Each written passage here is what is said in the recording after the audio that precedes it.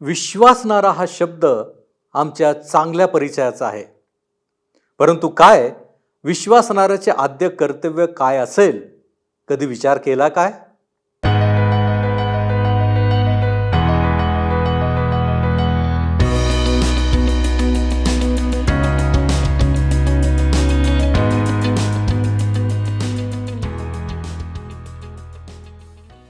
तारणाऱ्या प्रभू येशू ख्रिस्ताच्या सामर्थ्यवान नावात आपणा सर्वांस प्रेमपूर्वक सलाम. आपण सर्व हा कार्यक्रम आवर्जून पाहत आहात म्हणून आपले आभार.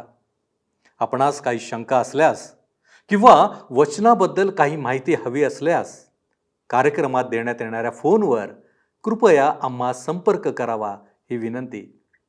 तसेच आपण व आपल्या संपूर्ण परिवाराने या अध्ययनात सामील होऊन परमेश्वराची इच्छा जाणून घ्यावी अशी आपणास विनंती आहे. प्रियांनो, आपण मागील कार्यक्रमात योग्य समर्पणाबद्दल पाहिले होते आणि सोबतच आपण धूपवेदीचे अध्ययन सुरू केले होते. आज आपण धूपवेदीचे महत्त्व पाहणार आहोत, नंतर पितळेच्या गंगाळाविषयी आणि शेवटी अभिषेकाचे पवित्र तेल याविषयी पाहणार आहोत. तर मग चला प्रियांनो, आपण आपल्या अध्ययनाची सुरुवात करूया. श्रोत्यानो, निर्गमचे पुस्तक ह्याच्या 30व्या अध्यायाचे अध्ययन आम्ही सुरू केलेले आहे. 1 ते 7 वचनांमध्ये आम्ही धूप वेदीविषयी पाहत होतो. 8वं वचन आम्हाला सांगतं, तसाच संध्याकाळी तो दिवे लावेल तेव्हा त्याने धूप जाळावा. हा धूप तुम्ही पिढ्यानपिढ्या नित्य जाळीत जावा. हा धूप तुम्ही पिढ्यानपिढ्या नित्य जाळीत जावा. अर्थात परमेश्वराची निरंतर स्तुती व्हायला हवी. थेसलनिकाकरास पहिले पत्र ह्यामध्ये आम्हाला सांगण्यात आलेले आहे की निरंतर प्रार्थना करा. होय श्रोत्यानो, धूपवेदीवर सकाळ व संध्याकाळ धूप जाळावा असे परमेश्वराने ह्या लोकांना सांगितले होते. जेव्हा प्रमुख याजक आत जाऊन वेदीवर धूप जाळीत असे तेव्हा तो निवास मंडपात काही वेळ घालवित असे. तेव्हा त्या धूपाचा सुवास त्याच्या कपड्यात सामावून बाहेर निघाल्यावर लोकांना तो वास येत असे. आज आम्हाला प्रार्थनेचा धूप जाळायचा आहे, अधिक वेळ प्रार्थनेत घालवायचा आहे. पुष्कळदा श्रोत्यानो, आम्ही फक्त नावापुरती प्रार्थना करतो. त्या प्रार्थनेमध्ये फक्त आमच्या स्वतःच्या गरजा, आमच्या कुटुंबातील लोकांच्या गरजा आम्ही देवासमोर मांडतो. परंतु खऱ्या अर्थाने ज्या प्रकारे आम्ही प्रार्थना करायला हवी, आम्ही प्रार्थना करत नाही.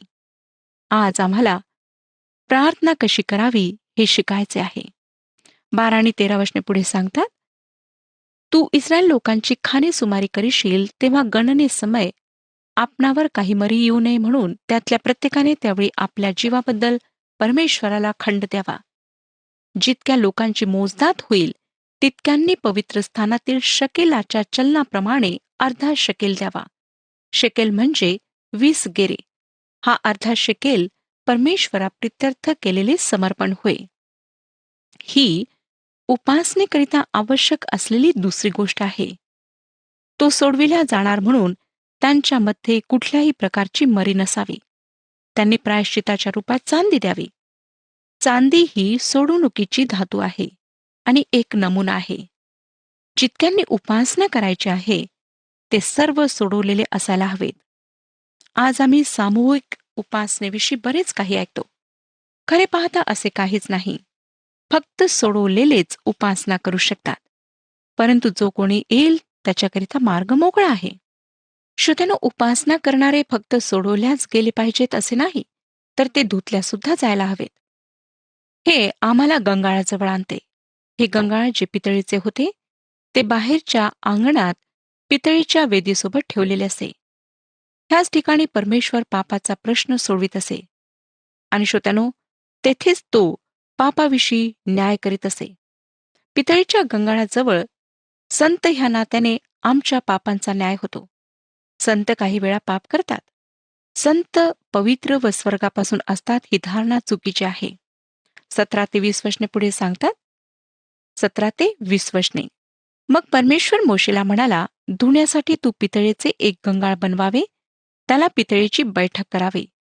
ते दर्शन मंडप आणि वेदी ह्यांच्या दरम्यान ठेवून त्यात पाणी भरावे.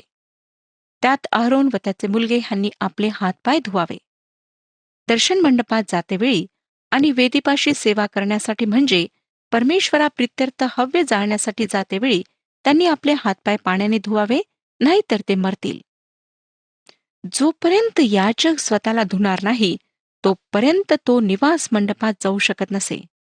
जेव्हा तो बाहेर असे तेव्हा तो दूषित होत असे. जेव्हा श्रोत्यानो आपण मंदिरात जाता आणि ती उपासना सभा आपणाला कंटाळवाणी वाटते, तेव्हा अवश्य नाही की उपदेशकाने चांगला उपदेश दिला नाही म्हणून आपणाला कंटाळा आला. परंतु हे सुद्धा होऊ शकतं की आपण स्वतः दूषित आहात, म्हणून देवाच्या वचनामध्ये आपणाला रुची वाटत नाही. जेव्हा आपण दूषित आहात व उपदेशक कंटाळवाण आहे, तर दोन्ही मिळून ती उपासना उत्साहित करणारी वाटत नाही. आम्ही या जगात राहताना अनेक गोष्टींमुळे दूषित होतो आणि जोपर्यंत आम्ही शुद्ध स्वच्छ होत नाही, आम्ही धुतल्या जात नाही, तोपर्यंत आम्ही उपासना करू शकत नाही. म्हणून प्रभू ख्रिस्ताने शिष्यांचे पाय धुतले. तो आज सुद्धा तसे करीत आहे. आम्हाला गंगाळाजवळ येण्याची आवश्यकता आहे. ही पहिली गोष्ट याजक करीत असे. जर त्याला पितळेच्या वेदीजवळ जायचे असेल तर तो जाण्यापूर्वी आणि आल्यानंतर स्वतःला धुत असे. जर तो पवित्र स्थानात जात असेल तर जाण्यापूर्वी व आल्यानंतर स्वतःला धुत असे.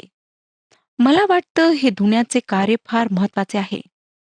काही वेळा याजक 10 ते 12 वेळेला आत जात आणि तितक्याच वेळेला ते स्वतःला धुत असत. हे इतके महत्वाचे होते. मला नवल वाटतं श्रोत्यांनो की इतक्या वेळा स्वतःला धुवावे हे परमेश्वर त्यांच्यापासून का इच्छित होता. आणि अहरोन मागे उभा राहून म्हणतो की तुम्ही स्वतःला धुवा, धुवा, अधिक धुवा, जेणेकरून तुम्ही पवित्र व्हावे. श्रोत्यांनो, तुम्ही व मी परमेश्वराची उपासना, सेवा किंवा त्याच्याकरिता उपयोगात येऊ शकत नाही जोपर्यंत आम्ही शुद्ध होत नाही. देवाच्या दूषित झालेल्या सेवकाने देवाची सेवा करणे योग्य आहे असे म्हणणे खरे नाही.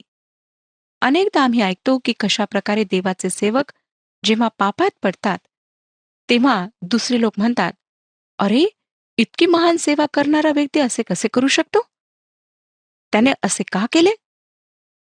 तो चांगला उपदेशक, चांगला ख्रिस्ती माणूस असू शकतो श्रोत्यानो, पण जर आपण त्याची कार्य तपासून पाहाल तर आपणाला आढळेल की ते सर्व लाकूड, भुसा आणि नाश होणारे आहेत. करिंथकरास पहिले पत्र 3 अध्याय 12 ते 15 वचनांमध्ये आम्ही वाचतो. करिंथकरास पहिले पत्र 3 अध्याय 12 ते 15 वचने.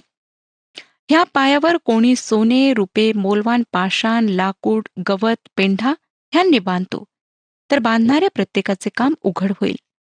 तो दिवस ते उघडकीस आणेल, कारण तो अग्नीसह प्रगट होईल आणि प्रत्येकाचे काम कसे आहे ह्याची परीक्षा ह्या अग्नीनेच होईल. ज्या कोणाचे त्या पायावर बांधलेले काम टिकेल त्याला मजुरी मिळेल. ज्या कोणाचे काम जळून जाईल त्याचा तोटा होईल. तथापि तो स्वतः तारला जाईल, परंतु जणू काय अग्नीतून बाहेर पडल्यासारखा तारला जाईल. श्रोत्यानो, त्याची महान कार्य परमेश्वराच्या दृष्टिकोनातून काहीच नाहीत. परमेश्वर आम्हातील प्रत्येक व्यक्ती शुद्ध, निर्मळ असावी अशी इच्छा बाळगतो. याजकांनी पितळेच्या गंगाळात स्वतःला धुवायचे होते आणि पापांची कबुली देऊन देवाकडे यायला हवे होते.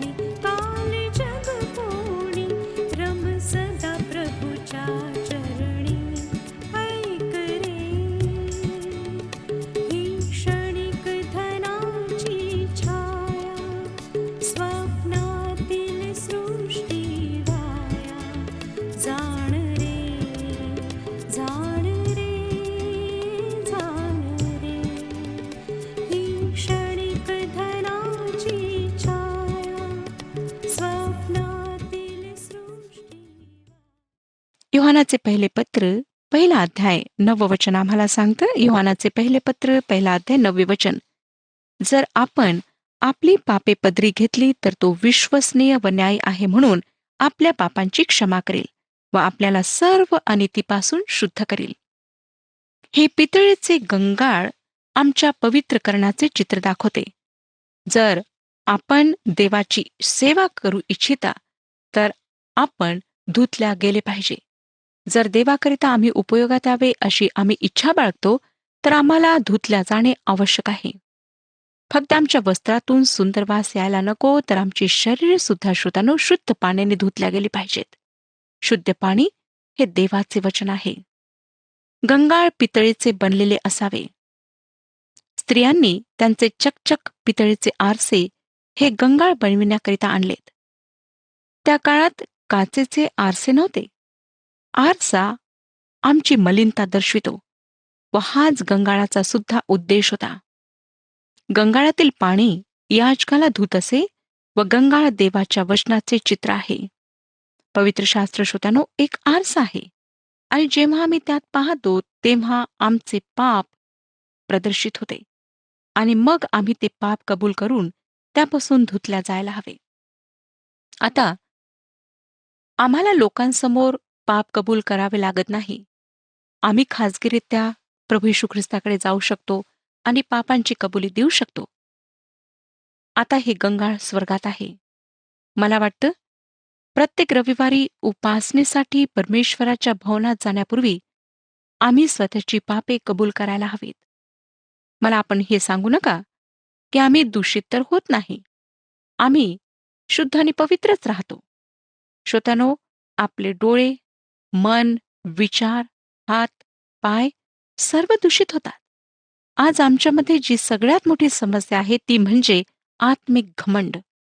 आम्हाला स्वतःची पापे ख्रिस्तासमोर कबूल करून स्वतःला स्वच्छ करून त्याची उपासना करायची आहे. जोपर्यंत शुद्ध हृदयातून उपासना निघत नाही तोपर्यंत आमची उपासना परमेश्वर स्वीकारत नाही. शुद्ध हृदयातून निघालेली उपासनाच तो स्वीकारतो, दुसरी नाही. आता 25 ते 27 वचने बघा. 25 पासून 27 वचने. त्यांचे अभिषेकाचे पवित्र तेल म्हणजे गांध्याच्या कसबाप्रमाणे मिसळलेले सुगंधी तेल तयार कर. हे अभिषेकाचे पवित्र तेल होय. या तेलाने दर्शन मंडप व साक्षी कोश, मेज व त्यावरील सर्व सामान, दीपवृक्ष व त्याची उपकरणे, धूपवेदी, होमवेदी व तिचे सर्व सामान व बैठकीसह गंगाळ ह्यांना अभिषेक करावा. श्रोत्यानो, मी 28 वचन सुद्धा आपणाकरिता वाचलेले आहे. आज आमच्याकरिता अभिषेक काय आहे? तो पवित्र आत्म्याचा अभिषेक आहे. आम्हाला देवाचे वचन समजण्याकरिता अभिषेक करण्यात आलेला आहे. हेच कारण आहे की आज पवित्र शास्त्र अनेकांकरिता वास्तविक बनले आहे. नाही शिक्षक ना उपदेशक, परंतु परमेश्वराचा पवित्र आत्मा परमेश्वराचे वचन उपयोगात आणत आहे. फक्त आत्माच आम्हाला अभिषेक करू शकतो. एखाद्या व्यक्तीकडे जाऊन त्याने आपणावर तेल ओतण्याची गरज नाही. आम्ही आता ह्या क्षणी देवाकडे जाऊन म्हणू शकतो, देवा, तुझे वचन समजण्याकरिता माझे मन, माझे हृदय आणि जीवन उघडे कर. तू मला हे वचन समजावून सांग. ह्या वचनाचा उलगडा तू माझ्यासाठी कर. योहानाचे पहिले पत्र 2 अध्याय 20 वचनामध्ये म्हटले आहे. योहानाचे पहिले पत्र 2 अध्याय 20 वचन. जो पवित्र पुरुष त्याच्याकडून तुमचा अभिषेक झाला आहे म्हणून तुम्हा सर्वांना ज्ञान आहे. योहानाचे पहिले पत्र 2 अध्याय 27 वचनामध्ये पुढे म्हटले आहे. योहानाचे पहिले पत्र 2 अध्याय 27 वचन. तुम्हाविषयी म्हणावयाचे तर त्याच्याकडून तुमचा जो अभिषेक झाला तो तुम्हामध्ये राहतो, तेव्हा तुम्हाला कोणी शिकविण्याची गरज नाही. त्याचा अभिषेक तो सत्य आहे, खोटा नाही. तुम्हाला सर्व गोष्टींविषयी शिकवितो त्याप्रमाणे व त्याने तुम्हाला शिकविल्याप्रमाणे तुम्ही त्याच्यामध्ये राहा. जेव्हा श्रोत्यानो, आपण परमेश्वराचे वचन समजण्यास त्याच्याकडे जाता, त्याच्यासोबत कार्य करता, तेव्हा पवित्र आत्माच आमचे मन व अंतकरण उघडतो. तेव्हा प्राप्त होणारे आशीर्वाद खरोखर अपार असतात.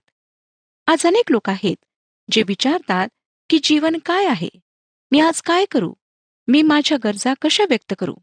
माझ्या प्रिय श्रोत्यांनो, पवित्र आत्म्याला विनंती करा की तो परमेश्वराचे वचन तुमच्याकरिता वास्तविक बनवेल आणि खरा आनंद तुमचा होईल.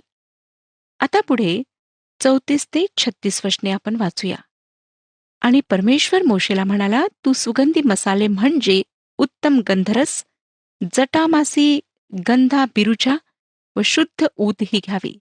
हे सर्व समभाग घ्यावे आणि गांध्याच्या कसबाप्रमाणे मिसळून निर्भेळ शुद्ध आणि पवित्र असे धूपद्रव्य तयार करावे.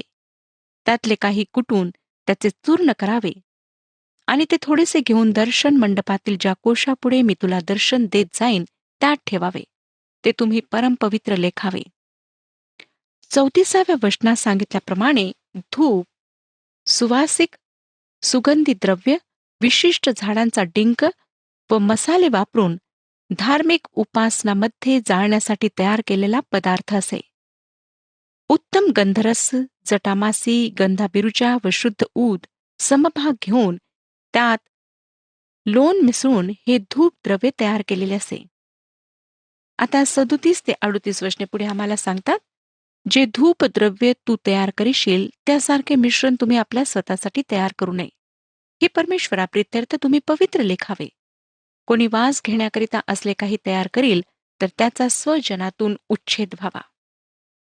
ह्याचे सूत्र कोणीही उपयोगात आणू शकत नसे.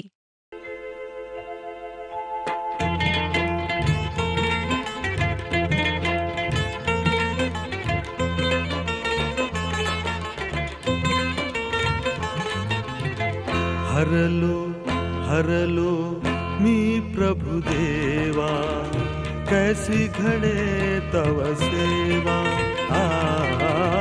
हरलो हरलो मी प्रभु देवा, कैसी घडे तव सेवा. कैसी घडे तव सेवा,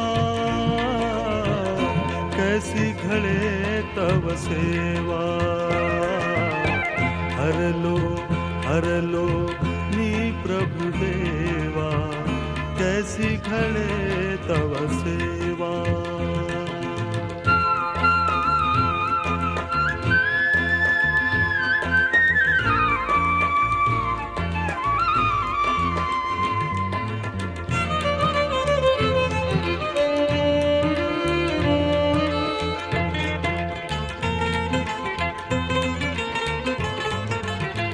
पापामध्ये मन लोळे, झाल्यावरती उघडती डोळे.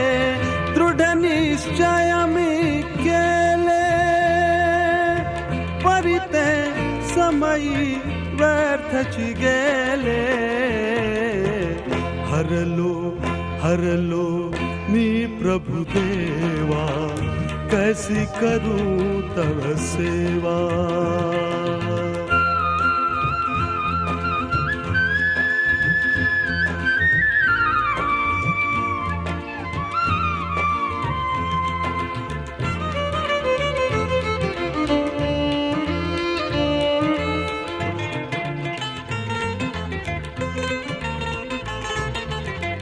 तोची विवेक काटा, करिता बोध फुटे मज फाटा.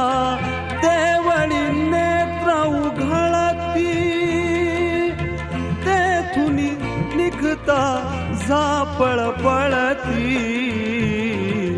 हरलो हरलो मी प्रभु देवा, कैसी घडे तव सेवा. वेदी, प्रार्थना व उपासना ह्याविषयी बोलते. श्रोत्यांनो, ही अशी जागा होती ज्या ठिकाणी आपली स्तुती, आभार आणि विनंत्या लोक सादर करू शकत असत. ह्याची नकल करण्यात येऊ नये किंवा ह्या सुवासाचा उपयोग कोणी मानवाला खुश करण्याकरिता करू नये असे परमेश्वराने सांगितले होते. आम्ही आत्म्याने व खरेपणाने परमेश्वराची उपासना करायची आहे. आज अनेक प्रकारे लोकांना मंडळीत आकर्षून घेण्याचा प्रयत्न केला जातो, परंतु फक्त देवाच्या पवित्र वचनांच्या द्वारेच हे व्हायला हवे.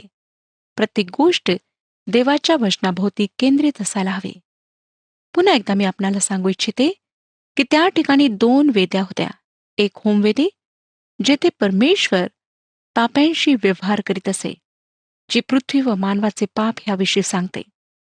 धूपवेदी स्वर्ग व पवित्रता ह्याविषयी सांगते. होमवेदी ख्रिस्ताने ह्या पृथ्वीवर आमच्यासाठी काय केले ह्याविषयी सांगते. धूपवेदी ख्रिस्तास आमच्यासाठी स्वर्गात काय करीत आहे ह्याविषयी सांगते. तसेच आमच्या प्रार्थना आणि उपासनेतील आमचा सहभाग ह्याविषयी ती सांगते. ख्रिस्त जो आमच्यासाठी मध्यस्थी करीत आहे त्याविषयी ती सांगते. तो खरोखर परमेश्वराची स्तुती करतो, आमच्यासाठी प्रार्थना करतो. तो आमच्यासाठी खरेपणाने परमेश्वराची उपासना करतो. तो आमचा मध्यस्थ आहे. आम्ही उपासना करणे कसे शिकायला हवे?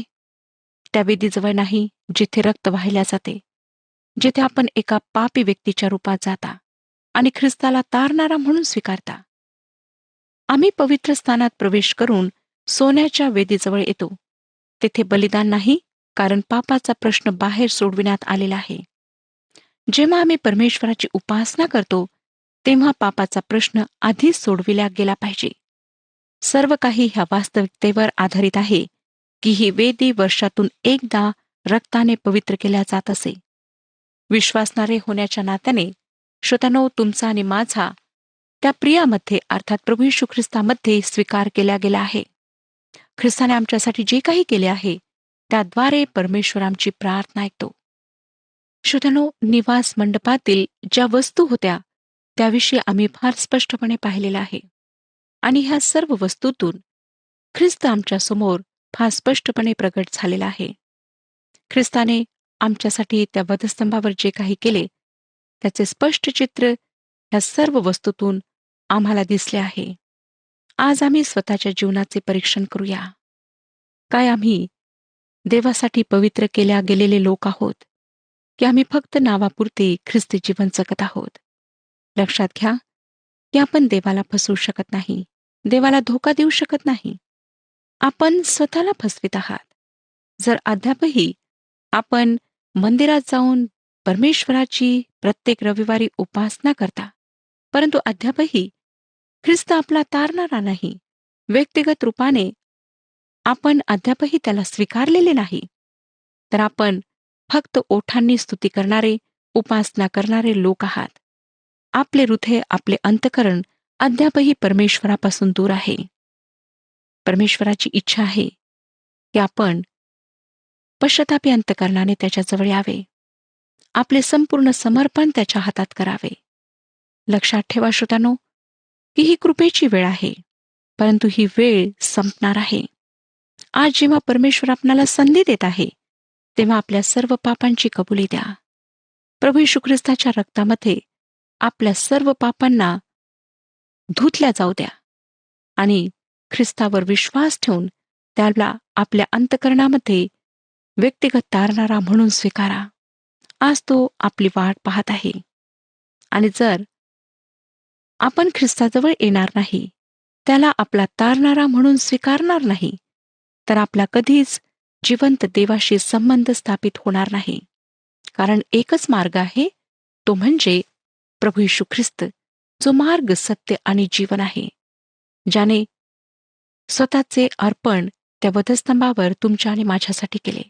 आज तो तुमची वाट पाहत आहे. निर्णय घ्या. प्रभू परमेश्वर ह्या विषयात आपले मार्गदर्शन करो आणि आपणाला आशीर्वाद देऊ. हा कार्यक्रम आपणास आवडला काय?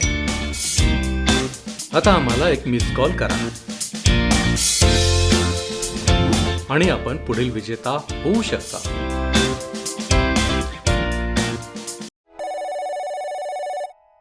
माझी खात्री आहे आजच्या अध्ययनातून आपण बरेच काही शिकले असणार. प्रियानो, आम्हाला प्रार्थनेचा धूप जाळायचा आहे. आम्ही प्रत्येकाने स्वतःला धुण्याची गरज आहे.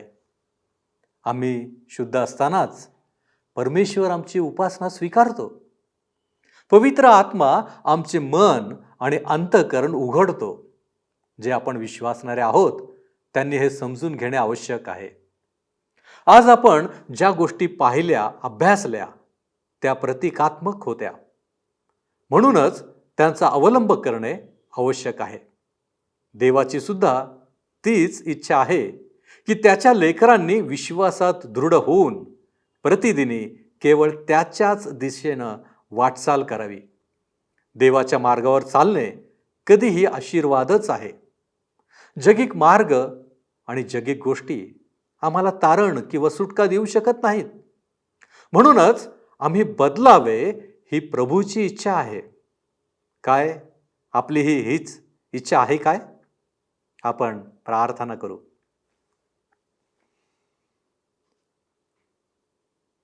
पवित्र परमेश्वर देव बाप्पा, तुला धन्यवाद देतो आजच्या अध्ययनासाठी.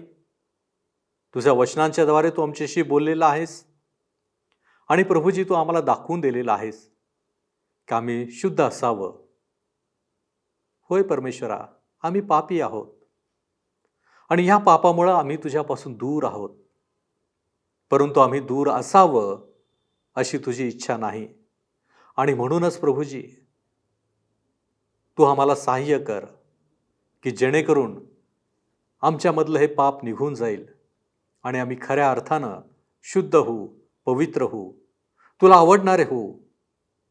होय प्रभूजी, तू आम्हाला सहाय्य करणारा देव आहेस. आम्ही मनापासून तुझे आभार मानतो. प्रभूजी, उपस्थित असलेल्या प्रत्येकाला तू स्पर्श कर, तू सहाय्य कर, तू आशीर्वादित कर की जेणेकरून आमचं जीवन हे तुला आवडणारं होईल. येशू ख्रिस्त आमचा प्रभू याच्याद्वारे मागितलं आहे म्हणून तू ऐक. आमेन. ख्रिस्ताने तुम्हाला निवडले आहे म्हणून योग्य फळ द्या. प्रभू आपणास सहाय्य करो.